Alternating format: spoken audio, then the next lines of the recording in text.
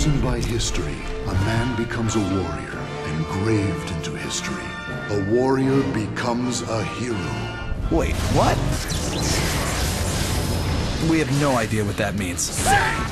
But with this kind of action, it doesn't matter. Combine tons of moves with inviting gameplay. Mix in all kinds of characters, the weirder the better. And make the graphics as lush as an FPS. That's our recipe for a great fighting game. And the bombastic narrator and story are the 1-2 knockout signature of Soul Calibur V. Soul Calibur 5. Dennis Lee of Namco Bandai stepped inside the ring with us.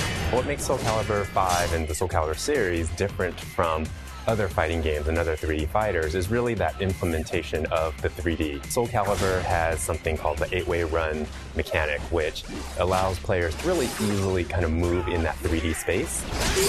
Weapons are actually, as much as characters, and they're just as important as the characters are in the game. And so whether you're using like a really long katana blade, or you're using short hidden daggers, or claws, or spikes, there's always kind of a different style you can have. One of the things that the team really did and worked on was making the game faster and more responsive. You're always wondering who's going to win in that power struggle. One of the newest elements for defensive players is something called the quick step. If you're able to choreograph what your opponent's going to attack with, you can very quickly evade their attack and immediately counterattack with that. Ring out. Love the defensive nuance, but what about the big attacks? Your time is up. The critical edge will get your enemy's attention. It's kind of almost like the ultimate, technique that player can unleash. You can do it multiple times in a fight. Also, the commands to do it is actually the same for every character. That's what I'm talking about. It might be an afterthought in other games, but the story comes to the front here. The game takes place 17 years in the future, past the events of Soul Calibur 4. So what that's going to do is the roster of characters actually changes quite a bit, because 17 years goes by, and then all of a sudden you could have kids of previous fighters who were in the series before, or you'll have characters who have aged and they've changed quite a bit in that time frame. Players will follow the story of Patroclus, who is the new hero of the game. He is the son of Sophicia from the previous series. He is, essentially he's on a crusade to kind of rid the world of these malfested people. So, you serve Graf Dumas, and you must be the malfested that are destroying this town. His quest leads gamers through some great-looking environments. Everything is modeled in 3D as far as the backgrounds, so you really see the depth and all these different areas of the stages, even if it's not a portion of the stage, which is the actual ring that you're fighting on. So the lighting is infinitely better in Soul Calibur 5, to where you're seeing a lot of real-time lighting, shadows. You'll see stages where it is a darker stage, whether you're out in the swamp or in a different area.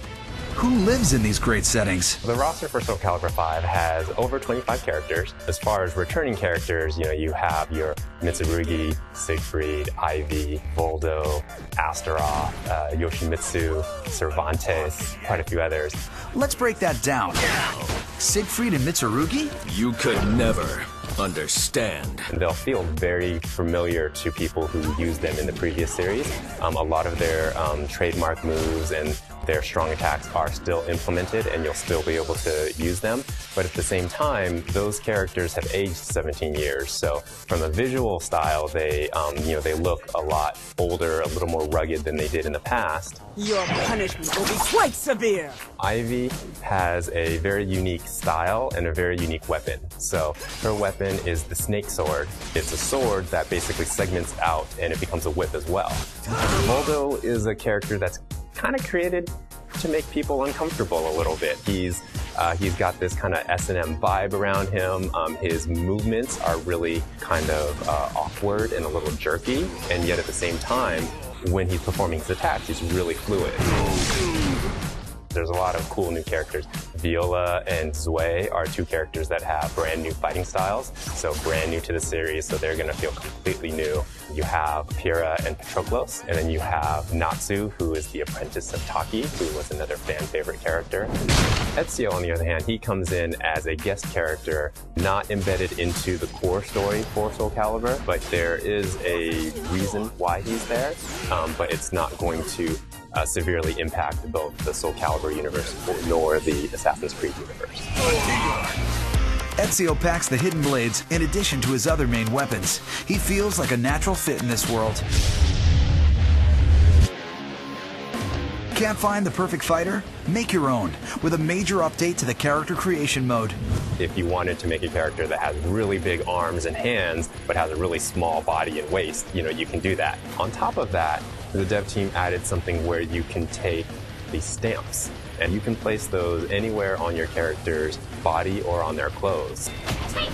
Players are able to choose which fighting style they want to attach to your character, and then there are one or two fighting styles which aren't attached to one of the existing characters in Soul Calibur V. Soul Calibur V really comes together, from the newly honed gameplay and quicker pace to the excellent graphics. And really, in what other game will you find characters this wild? Silence, you maggot! Including one swinging a giant living sword.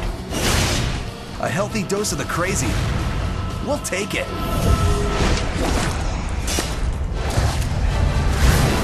Along with that announcer. Soul Calibur 5.